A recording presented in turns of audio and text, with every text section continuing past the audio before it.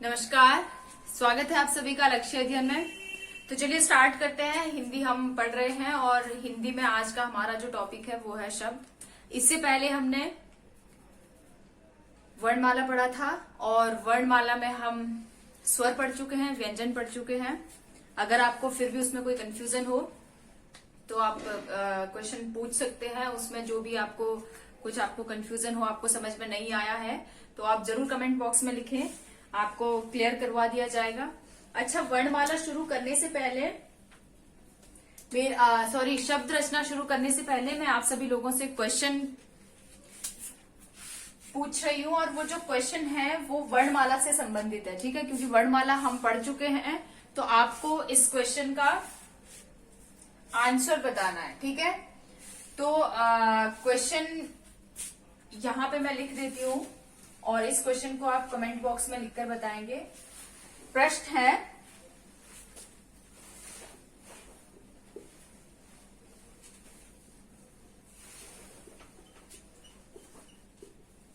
हिंदी वर्णमाला में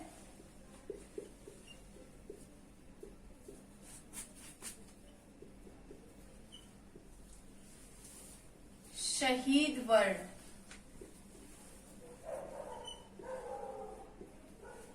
किस वर्ण को कहा जाता है?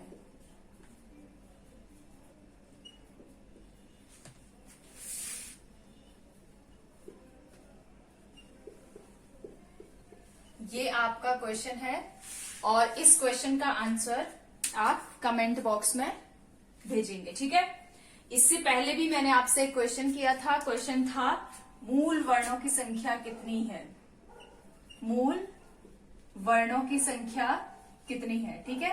मूल वर्णों की संख्या मैंने आपसे पूछी थी और उसका जो सही आंसर है, आप लोगों ने किसी ने कमेंट नहीं किया लेकिन मैं आपको आंसर बता देती हूँ। उसका जो सही आंसर है वो क्या हो जाएगा?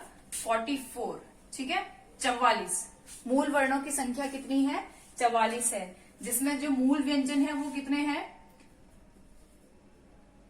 अगर मैं स्वर की बात करूं तो जो स्वर है वो कितने हैं? 11 हैं। और व्यंजन की अगर मैं बात करूं, मूल व्यंजन जो है, ठीक है, तो वो कितने हैं? वो 33 है, ठीक है।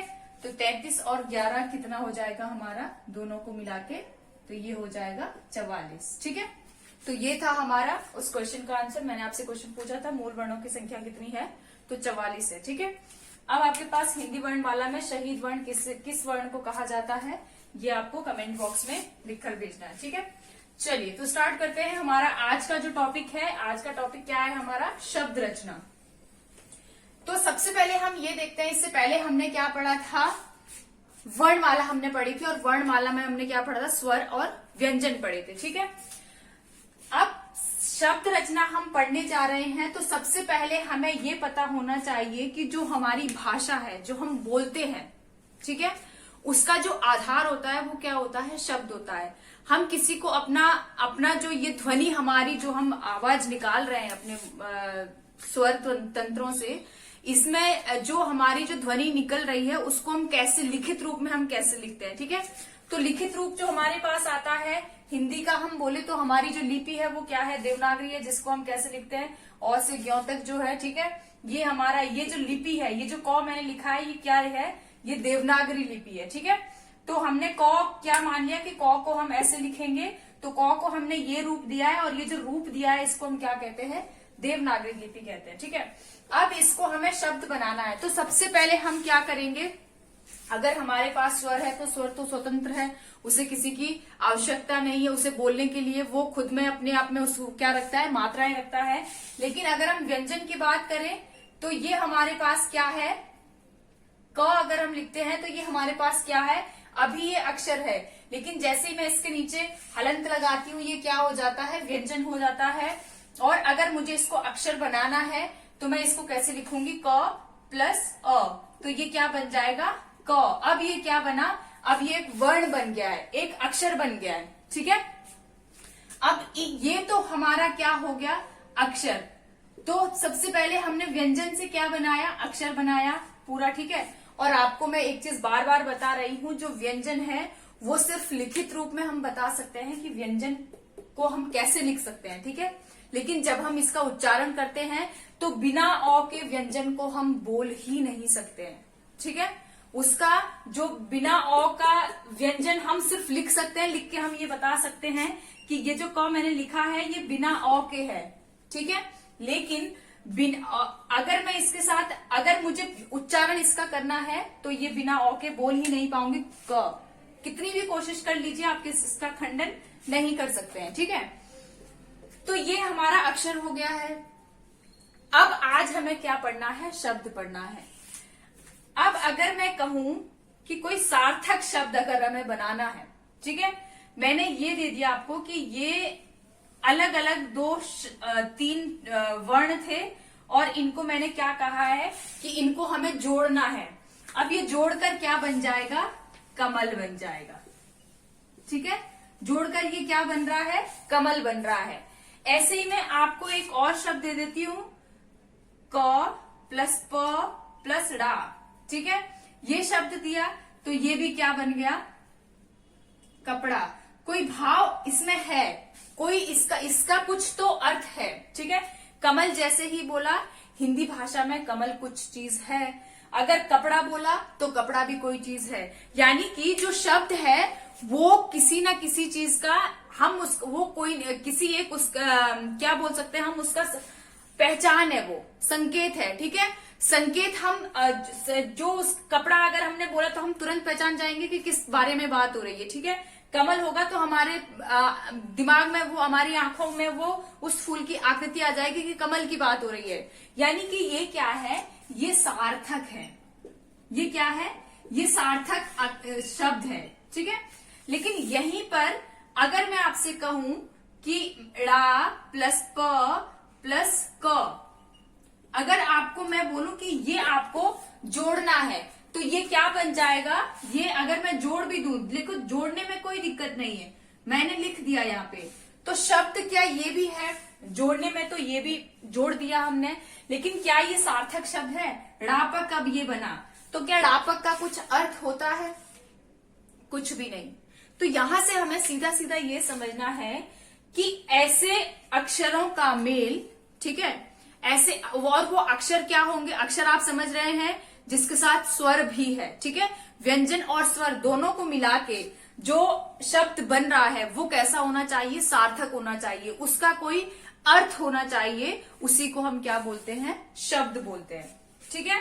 और किसी भी भाषा को देखो, आपको अगर किसी से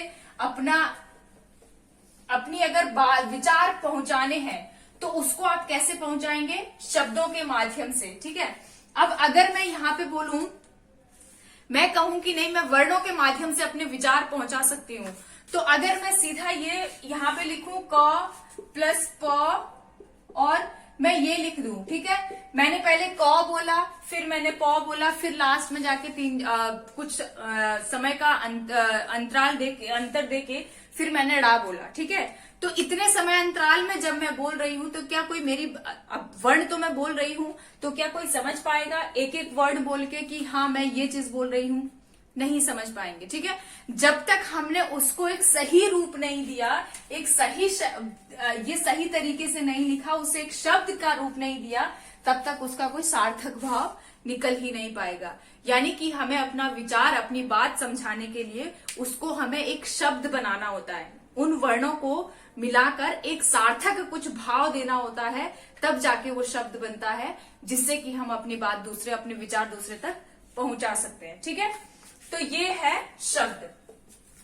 अब शब्दों के मेल से ही क्या बनता है, पद बनता है, ठीक है, पद फिर वाक्य। लेकिन जो पद होता है, यानी कि अगर मैं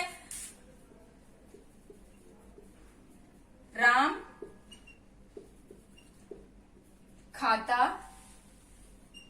है, ठीक है, अगर मैं इसकी बात करूं तो ये क्या बन जाता है, ये पद वाक्य बन रहा है। लेकिन ये किसी भी रूप में, ये स्वतंत्र नहीं होता है, ये नियमों से बंधा होता है, ठीक है। अगर मैं इसको ऐसे लिख दूं कि राम, मैं यहां पर लिख दूं है खाता, तो ये इसका जो देखो, ये व्याकरण के हिसाब से, व्याकरण की दृष्टि से ये जो पद यहाँ पे लिखा गया है ये बिल्कुल गलत है, बल्कि कौन सा सही है, ऊपर वाला। यानी कि जो पद और वाक्य होते हैं वो क्या होते हैं, वो एक नियम के साथ बंधे होते हैं, ठीक है।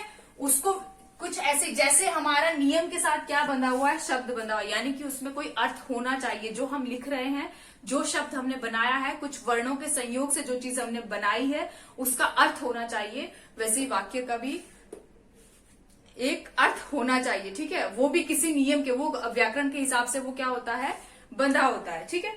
तो ये आप समझ गए हैं कि शब्द क्या होते हैं। अब हमें यहाँ पर क्या करना है, शब्द का अब हम क्या कर रहे हैं, यहाँ पे वर्गीकरण कर रहे हैं कि ये जो शब्द होते हैं इनको हम कैसे कैसे बांटते हैं, ठीक है। शब्दों का वर्गीकरण हम देख रहे हैं, और शब्दों का जब हम वर्गीकरण करते हैं तो शब्द को हम 4 भागों में बांटते हैं, ठीक है। कौन कौन से भाग होते हैं वो, तो पहला जो भाग है वो है क्या है, उत्पत्ति के आधार पर।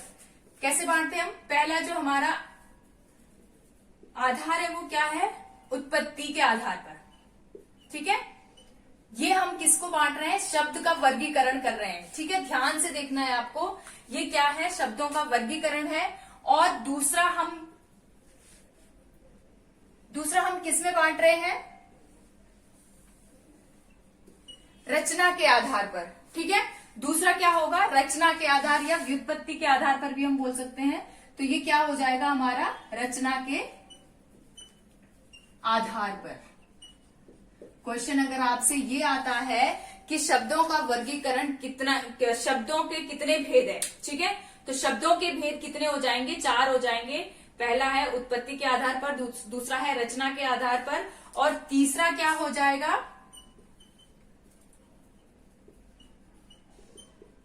अर्थ के आधार पर, ठीक है। तीसरा क्या हो जाएगा, अर्थ के आधार पर हो जाएगा। और चौथा जो वर्गीकरण करते हैं हम, वो करते हैं उत्पत्ति के आधार पर हो गया, रचना के आधार पर हो गया, अर्थ के आधार पर हो गया। और चौथा जो हमारा वर्गीकरण होता है वो होता है प्रयोग के आधार पर, ठीक है। चौथा वर्गीकरण कौन सा होता है, प्रयोग के आधार पर।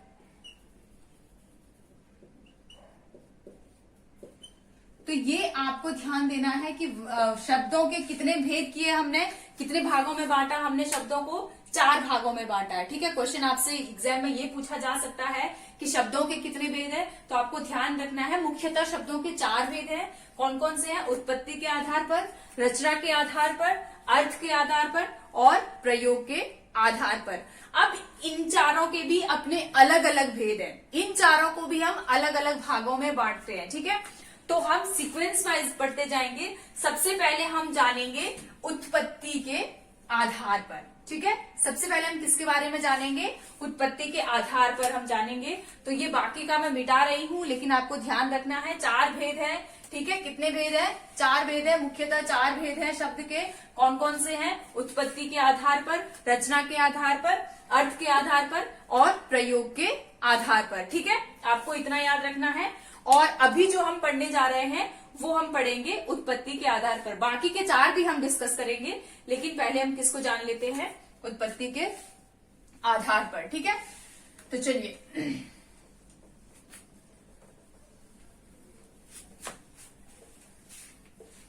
अब सबसे पहले हम उत्पत्ति के आधार पर जान रहे हैं। तो उत्पत्ति के आधार पर जब हम शब्दों का वर्गीकरण करते हैं, ठीक है, उत्पत्ति के आधार पर जब हम शब्दों का वर्गीकरण करते हैं तो कितने भागों में हम उत्पत्ति के आधार पर इसको बांटते हैं, इनको बांटते हैं हम 4 आधार पर, ठीक है। कितने आधार होते हैं, 4।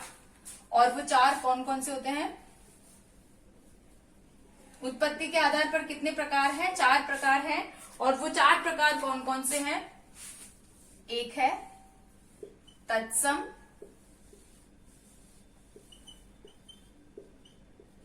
तद्भव, तीसरा है देशज, चौथा है विदेशज, ठीक है। कौन कौन से हैं शब्दों, उत्पत्ति के किसके आधार पर, हाँ, उत्पत्ति के आधार पर हमने कितने भागों में बांटा है इसको, 4 भागों में बांटा है। और वो 4 भाग कौन कौन से हैं, तत्सम है, तत्सम शब्द, तद्भव शब्द, देशज और विदेशज, ठीक है। समझ में आ गया यहाँ पर आपको। अब सब हम देखते हैं कि तत्सम कौन कौन से होते हैं। देखो इसमें आपको ध्यान देना है कि ये मैं समझा रही हूँ आपको कौन कौन से हैं, लेकिन इसके बाद कौन कौन से शब्द पूछे जाते हैं एग्जाम में वो आपको याद रखना पड़ेगा, आपको देखना पड़ेगा, ठीक है, कि कौन कौन से शब्द तत्सम है और कौन कौन से तद्भव है, ठीक है। तो तत्सम जो शब्द होते हैं, ध्यान देना है आपको, तत्सम शब्द ऐसे शब्द होते हैं जो संस्कृत के शब्द हैं, जो संस्कृत में जैसे उनको बोला जाता है वैसे ही आज के चलन में भी उसको, आज की हिंदी में भी उसे एज इट इज प्रयोग किया जाता है, ठीक है। जैसा संस्कृत में प्रयोग किया जाता है वैसे ही उसको अभी भी प्रयोग कर रहे हैं, यानी संस्कृत के जो भी शब्द रहेंगे, ठीक है, जो भी संस्कृत के शब्द हैं उनको क्या कहते हैं, हम तत्सम शब्द कहते हैं, ठीक है, ध्यान देना है। जैसे हम क्या लिख सकते हैं, हम लिख सकते हैं चक्षु, ठीक है। तो चक्षु जो शब्द है ये किसके लिए यूज होता है, चक्षु शब्द यूज होता है किसके लिए, आंखों के लिए, ठीक है।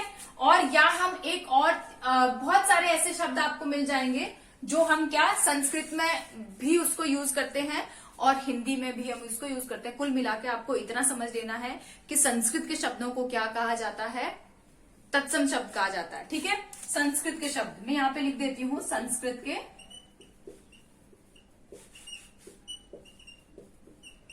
शब्द, ठीक है। अब तद्भव के पास आते हैं। तद्भव जो शब्द होता है उसको हम क्या बोलते हैं, ये जो तद्भव जो शब्द होते हैं ये कौन से शब्द होते हैं, तो ये वो शब्द होते हैं जो हम क्या, जो संस्कृत से अपना रूप बदल लेते हैं। क्योंकि हिंदी का अगर हम बात करें तो हिंदी का विकास कहां से हुआ है, संस्कृत से माना गया है, ठीक है। हिंदी, संस्कृत क्या है, हिंदी क्या है, हिंदी की जननी क्या है, संस्कृत है, ठीक है। तो संस्कृत में जैसे हम आग को क्या कहते हैं, अग्नि, लेकिन अब हम बोलचाल की, जो आम बोलचाल की भाषा में अब हिंदी में हमारा आ गया है तो उसको हम क्या कहते हैं, आग कहते हैं। यानी कि अब जिस भाषा को हम यूज कर रहे हैं, वर्तमान में जो यूज कर रहे हैं उसको हम क्या कहते हैं, तद्भव शब्द कहते हैं। वो क्या होते हैं, तद्भव शब्द होते हैं, ठीक है।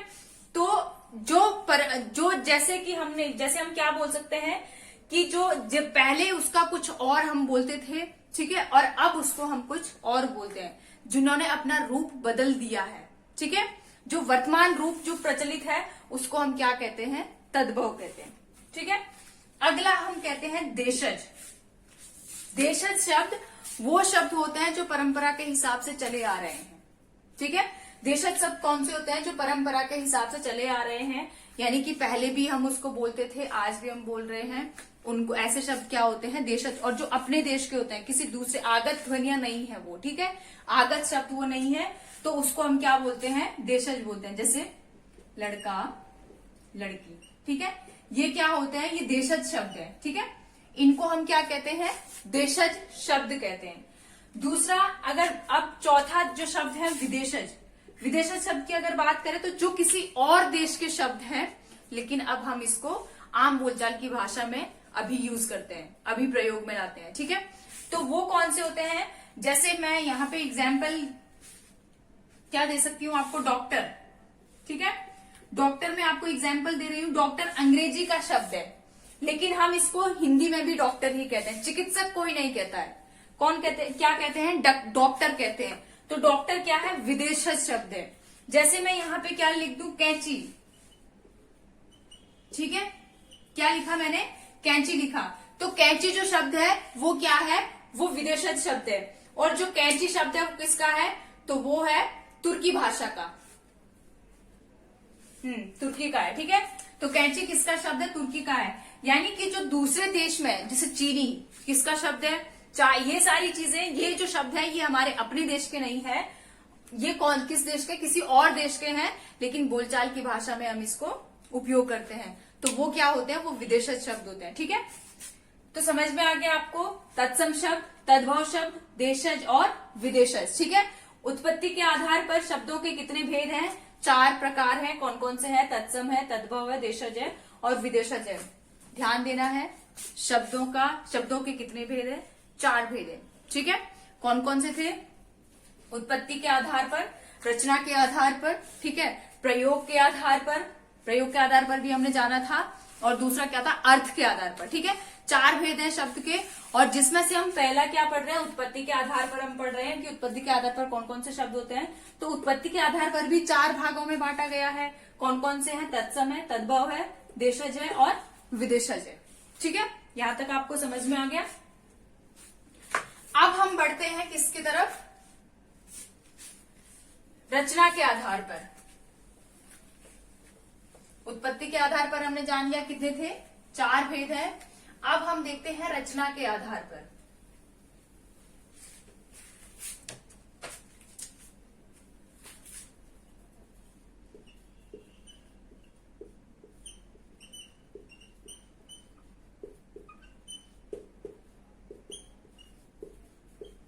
रचना के आधार पर, रचना के आधार पर अगर हम शब्दों का वर्गीकरण करते हैं, मैंने बताया आपको 4 जो भेद है वो किसके हैं, शब्दों के हैं। शब्द के 4 भेद हैं और उन शब्दों का एक भेद जो उत्पत्ति के आधार पर है वो हम पढ़ चुके हैं। उत्पत्ति के आधार पर भी उसके 4 भेद थे, तत्सम, तद्भव, देशज और विदेशज। ठीक है, अब हम रचना के आधार पर पढ़ रहे हैं। रचना के आधार पर अगर हम इनका वर्गीकरण करें तो ये कितने भागों में हम बांटेंगे इनको, 3 भागों में। रचना के आधार पर जब हम बांटते हैं इनको तो ये कौन कौन से होते हैं, रूढ़, यौगिक और योग रूढ़। ठीक है, कौन कौन से होते हैं, रूढ़ शब्द एक हो जाएगा, रूढ़, यौगिक और तीसरा हो जाएगा योग रूढ़। ठीक है, तीसरा क्या हो जाएगा, योग रूढ़। तो ध्यान देना है आपको, यानी कि कितने हैं ये, 3 है। रचना के आधार पर कितने हो जाएंगे, तो रचना के आधार पर इनकी संख्या हो जाएगी 3। ठीक है, उत्पत्ति के आधार पर 4 थी, रचना के आधार पर कितनी है, 3 है। अगर हम रचना के आधार पर शब्दों का वर्गीकरण कर रहे हैं और यहाँ पर हमारे पास कितने हैं, रचना के आधार पर तो 3 है। पहला रूढ़ है, दूसरा यौगिक है और तीसरा योग रूढ़ है। ठीक है, तो रूढ़ शब्द को हम जान लेते हैं कि रूढ़ शब्द क्या होते हैं, फिर हम यौगिक जानेंगे और उसके बाद हम योग रूढ़ जानेंगे। रूढ़ शब्द वो शब्द होते हैं जिनका खंडन करने के बाद, यानी कि जिनको तोड़ने के बाद, वो टूटने के बाद जो शब्द जो हमारे पास, जो टूटने के बाद जो हमारे पास बचता है उसका कोई अर्थ नहीं निकलता है। यानी कि जब तक वो जुड़ा हुआ है तब तक उसका कोई अर्थ है, लेकिन जैसे ही वो अलग अलग हो जा रहा है उसका कोई अर्थ नहीं है। ठीक है, तो वो क्या होते हैं, वो रूढ़ होते हैं। अच्छा, रूढ़ में मैं आपको एक छोटा सा एग्जाम्पल देती हूं। जैसे यहां पे मैं लिखूं लता, ठीक है, मैं यहां पे आपको एग्जाम्पल दे रही हूं और एग्जाम्पल क्या दे रही हूं मैं आपको, लता। अब लता जब मैंने लिखा तो अभी ये मुझे समझ में आ रहा है कि लता बेल, या लता आप किसी का नाम भी समझ सकते हैं, किसी लड़की का नाम, लेकिन लता मतलब हम क्या समझ सकते हैं, बेल। ठीक है, तो ये बेल जो होती है, ठीक है, जिसमें फलियां लगती है या कद्दू लौकी जो भी है, ठीक है, तो लता हम उसको भी समझ सकते हैं और लता किसी लड़की का भी नाम हो सकता है। ठीक है, यानी कि ये एक सार्थक, ये एक ऐसा शब्द है जिसका कोई मतलब होता है। ठीक है, तो अभी जब तक ये दोनों ही शब्द, दोनों ही वर्ण जब तक एक साथ है तब तक क्या है, ये एक सार्थक शब्द है। ठीक है, लेकिन जैसे ही इसको मैं अलग अलग कर दूं, इसका मैं खंडन कर दूं और ये ऐसे कर दूं, मैं इसको अलग अलग कर दूं, तो ये क्या हो जाता है, क्या ना तो ये लौ का कोई मीनिंग है और ना ही ता का कोई अर्थ निकल रहा है। ठीक है, तो ये क्या है, जब तक ये साथ में है तब तक इसका कोई अर्थ है, लेकिन खंडन होने पर जिन शब्दों का कोई अर्थ नहीं निकलता है, जिनका कोई अस्तित्व नहीं बचता है, वो क्या होते हैं, रूढ़ होते हैं। उनको हम क्या कहते हैं, रूढ़ शब्द कहते हैं। ठीक है, जैसे मैं यहाँ पे क्या लिख सकती हूँ, और कठिन। अगर मैंने कठिन को अगर मैं तोड़ती हूँ तो कठिन का कोई विच्छेद हो सकता है, कुछ नहीं हो सकता है। ठीक है, कठिन को अगर मैं अलग अलग लिख भी दूं तो उसका कोई मीनिंग नहीं निकलेगा। ठीक है, और दया, अगर मैंने यहाँ पे लिख दिया दया, ठीक है, एक भाव होता है, मनोभाव होता है दया, और उसकी अगर बात करें तो अगर मैं द को अलग लिखूं, या को अलग लिखूं, इसका खंडन करूं, खंडन करने पर कोई भी इसका अर्थ नहीं निकलता है, लेकिन जब तक ये साथ में है तब तक इसका कोई एक अर्थ है, अस्तित्व है इसका। ठीक है, तो जिसका खंडन होने पर कोई अस्तित्व नहीं बचता है वो क्या होते हैं, रूढ़ शब्द होते हैं। ठीक है, यहाँ तक आपको समझ में आ गया, कोई दिक्कत नहीं होनी चाहिए। अब हम देखते हैं योग रूढ़ शब्द, यौगिक शब्द कौन से होते हैं। तो यौगिक शब्द वो होते हैं जिनका खंडन करने पर भी, ठीक है, आपको ध्यान से समझना है, जिनका खंडन करने पर भी जो हमारे पास शब्द बनकर आए हैं उनका भी कोई अर्थ होता है, ठीक है, उनका कोई सार्थक मतलब होता है, उसे हम क्या कहते हैं, उसे यौगिक शब्द कहते हैं, ठीक है। जैसे हमारे पास यहाँ पर क्या हो सकता है, जैसे हम यहाँ पे लिख लेते हैं राष्ट्र पिता, ठीक है, हमने यहाँ पे क्या लिखा, राष्ट्रपिता लिखा, ठीक है। अब अगर हम इसका खंडन करते हैं, राष्ट्रपिता को अगर हम अलग अलग तोड़ते हैं, तोड़ने पर अगर हमने ये ऐसे लिखा, राष्ट्र अलग कर दिया और पिता अलग कर दिया, तो इन दोनों ही शब्दों का ध्यान से सुनिएगा आप, ठीक है। तो इन दोनों ही शब्द का कोई अर्थ है। राष्ट्र का अर्थ क्या है, देश, ठीक है, और पिता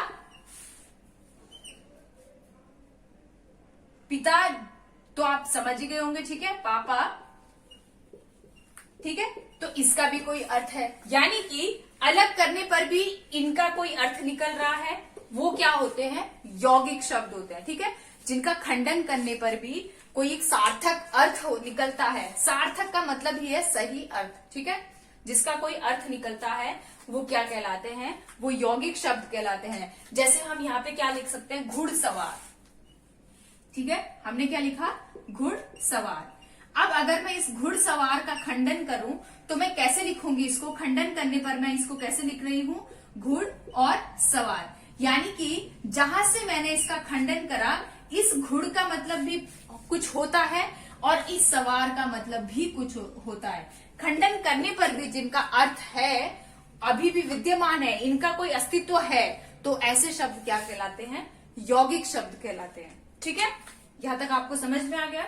अब हम देखते हैं योग रूढ़ शब्द। योग रूढ़ शब्द क्या होते हैं, तो योग रूढ़ जो शब्द होते हैं वो ऐसे शब्द होते हैं जिनका खंडन करने पर, ठीक है, अगर हम उनका अर्थ निकालें तो वो किसी एक विशेष चीज के लिए, विशेष व्यक्ति हो सकता है, वो विशेष स्थान, एक स्पेशल चीज हो सकती है, या वो व्यक्ति हो सकते हैं, या वो स्थान हो सकते हैं, ठीक है, किसी एक विशेष व्यक्ति के लिए या विशेष स्थान के लिए वो प्रयोग होता है, ठीक है। अभी मैं आपको यहाँ पे एक एग्जाम्पल देती हूँ, आपको समझ में आ जाएगा कि क्या मैं क्या बताना चाह रही हूँ। मैं यहाँ पर एग्जाम्पल देती हूँ आपको, लंबोदर, ठीक है, मैंने आपको यहाँ पर एक शब्द दिया है लंबोदर। लंबोदर जो शब्द है वो क्या है, वो योग रूढ़ शब्द है। यहां तक आपको समझ में आ गया। लंबोदर क्या है, योग रूढ़ शब्द है। अब ये जो योग रूढ़ शब्द है, यहाँ पे आप समझ रहे हो कि जब अगर मैं इस लंबोदर का खंडन करती हूं, ठीक है, अगर मैं ये लंबोदर, जैसे ही मैं इस लंबोदर का लिखती हूं, यानी कि मैं इसको खंडन करने पर इसका, अगर मैं समास में जैसे हम पढ़ते हैं कि लंबा है उदर जिसका, तो ये जो किसी तीसरे चीज का संकेत करता है, ठीक है। जैसे ही मैंने ये बोला कि लंबा है उदर जिसका, तो हम सीधा हमारे दिमाग में क्या आते हैं, श्री गणेश, ठीक है। यानी कि जो हम लिखते हैं और जैसे ही हम उन शब्दों को जोड़कर, जो हमारे पास ये लंबोदर जब शब्द आ रहा है वो किसी तीसरे चीज का संकेत करे, वो क्या कहलाते हैं, वो योग रूढ़ शब्द कहलाते हैं, ठीक है। और आप सीधा सा भी समझ सकते हैं कि जो योग रूढ़ शब्द होते हैं वो किसके, बहुव्रीहि समास के वो क्या होते हैं, एग्जाम्पल होते हैं, ठीक है, ध्यान देना है आपको। तो लंबोदर क्या हो जाएगा हमारा, लंबोदर क्या है, योग रूढ़ है, ठीक है। और यहां पर हम क्या हम समझ सकते हैं, पीतांबर, यहां पर एक और शब्द हम देख सकते हैं, पीतांबर, ठीक है, यानी कि पीला है अंबर जिसका, ठीक है, यानी कि आवरण जो है जिसका पीला है, यानी कि श्री कृष्ण, किसके लिए बात हो रही है तो ये किसके लिए संकेत कर रहे हैं, श्री कृष्ण के लिए, तो ये भी क्या हो जाएगा, योग रूढ़ हो जाएगा, ठीक है। और यहाँ पर एक और चीज हम क्या, यानी कि कुल मिला के बात यह है, जो किसी तीसरे चीज के लिए संकेत करते हैं, किसी तीसरी चीज, हम जैसे हम पीतांबर बोलेंगे, लंबोदर बोलेंगे, तो हमारे दिमाग में किसकी छवि बन जाती है, या तो श्री कृष्ण की बनेगी, जैसे भी जिसका भी हम नाम लेते हैं, ठीक है। तो दशानन जैसे ही हम बोलेंगे तो दशानन भी क्या है, योग रूढ़ शब्द है, ठीक है। दशानन हम लिखेंगे, दशानन लिखा, जैसे ही हम दशानन लिखते हैं तो हमें किसकी छवि याद आती है, रावण की, ठीक है। तो ये आपको ध्यान रखना है कि जैसे ही हम इनको लिखते हैं, लंबोदर, दशानन, पीताम्बर और बहुत सारे जो बल्कि जो भी हमारी हम कभी चालीसा किसी की, अगर हनुमान चालीसा हम पढ़ते हैं तो हनुमान चालीसा में बहुत सारे, क्योंकि उनके पर्यायवाची हैं, ठीक है, उनके नाम के बहुत सारे, तो वहां पर जैसे ही हम पढ़ते हैं तो हमें किसका, वो भी सारे किसके एग्जाम्पल हो जाएंगे, योग रूढ़ के एग्जाम्पल हो जाएंगे, ठीक है। तो ध्यान देना है आपको कि योग रूढ़ शब्द कौन से होते हैं, जो क्या होता है, किसी तीसरे को संकेत देते हैं, ठीक है, किसी तीसरे का संकेत देते हैं, वो क्या कहलाते हैं, योग रूढ़ शब्द कहलाते हैं। एक हमारा क्या, यहाँ पे हम पंकज शब्द भी क्या है, योग रूढ़ है। पंकज शब्द और किस चीज का, पंकज शब्द और किसको कहते हैं हम, पंकज यानी कि कमल, ठीक है। तो किसी तीसरे चीज के लिए भी इसका कोई तीसरा नाम हमें तुरंत याद आ जाता है कि पंकज, पंक मतलब कीचड़, जौ मतलब जन्मा, जो कीचड़ में जन्मने वाला क्या होता है, कमल होता है, ठीक है। तो ये सारी चीजें किसकी है,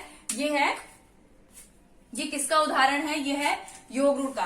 हाँ, एक चीज आप और ध्यान रखेंगे, हिमालय भी किसका उदाहरण है, तो हिमालय भी योग रूढ़ का ही उदाहरण है, यानी कि हिम का आलय, ठीक है। तो ये भी किसका उदाहरण है, ये भी योग रूढ़ का ही उदाहरण है, ठीक है। तो आज की क्लास हम यहीं तक रखते हैं, ठीक है, क्योंकि वीडियो लंबी बन रही है और बाकी के जो हमारे पास बचे हैं प्रयोग के आधार पर और अर्थ के आधार पर, उनको हम नेक्स्ट वीडियो में जानेंगे। तो आशा है आप सभी को, और एक और बात मैं बता देना चाहती हूँ कि जो मैंने क्वेश्चन पूछा है वो कमेंट बॉक्स में उसका आंसर जरूर लिखेंगे। नेक्स्ट वीडियो में मिलते हैं, तब तक आप सभी लोग अपना ध्यान रखें, खुश रहें, स्वस्थ रहें, मस्त रहें। धन्यवाद।